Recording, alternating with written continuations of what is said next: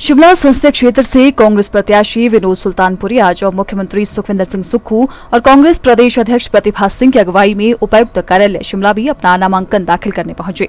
इस दौरान मुख्यमंत्री सुखविंदर सिंह सुक्खू ने कहा कि विनोद सुल्तानपुरी के साथ आज कांग्रेस के चारों सांसदों के नामांकन भरने का कार्य पूरा हो चुका है। नामांकन भरने के बाद अब जनता की अदालत में जाएंगे। उन्होंने कहा कि ये चुनाव कोई साधारण चुनाव नहीं है, बल्कि लोकतंत्र के भविष्य को सुनिश्चित करने और देश की राजनीति को दिशा देने का चुनाव है। ये चुनाव भविष्य की राजनीति तय करेगा। देखिए, हमारे चारों जो सांसद के प्रत्याशी है, श्री विनोद सुल्तानपुरी जी का आज शिमला संसदीय क्षेत्र से नामांकन भरा गया है।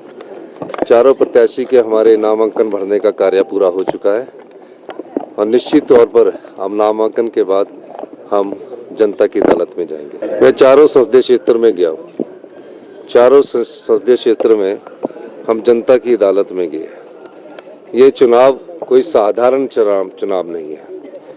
ये चुनाव लोकतंत्र के भविष्य को सुनिश्चित करने का भी चुनाव है। देश की राजनीति को दिशा देने का भी चुनाव है। इस चुनाव में जिस प्रकार भारतीय जनता पार्टी ने जनता की भावनाओं का सौदा किया है और जो विधायक जनता के वोट पर चुनकर आए और भारतीय जनता पार्टी को जब जनता ने नकार दिया तो 14 महीने पुरानी सरकार को वोट के दम पर सत्ता हासिल ना कर सके, नोट के दम पर सत्ता हासिल करने की कोशिश की और किसी न किसी तरह से जो आम लोगों की सरकार है, जिसमें आम लोगों से संबंधित योजनाओं को हमने पूरा किया, उसको गिराने की जो भारतीय जनता पार्टी ने कोशिश की, हम जनता की अदालत में उसको रख रहे हैं। तभी तो मैं कह रहा हूं, ये चुनाव भविष्य की राजनीति तय करेगा। वो राजनीति जो जनताओं की भावनाओं का ख्याल रखकर सत्ता में जनता की सेवा कर रही है। और जो जयराम ठाकुर जी कह रहे हैं, जयराम ठाकुर जी का मैथमेटिक्स कमजोर है। 62 का हाउस है, 62 के हाउस में 34 हमारे विधायक अभी हमारे पास है, उनके पास 25 विधायक है। मान लीजिए कि 6 इनके विधायक जो अभी चुनाव में बिके हुए विधायक जो चुनाव लड़ रहे हैं, जो न कांग्रेस पार्टी के कार्यकर्ता उनको पसंद करते हैं, न बीजेपी के कार्यकर्ता उनको पसंद कर रहे हैं। अगर वो चुनाव भी जीत गए तो 25 और 6 कितने हो गए? 31। हम कितने हो गए? 34। 3 जो आजाद विधायक हैं, उनका भी चुनाव होना है।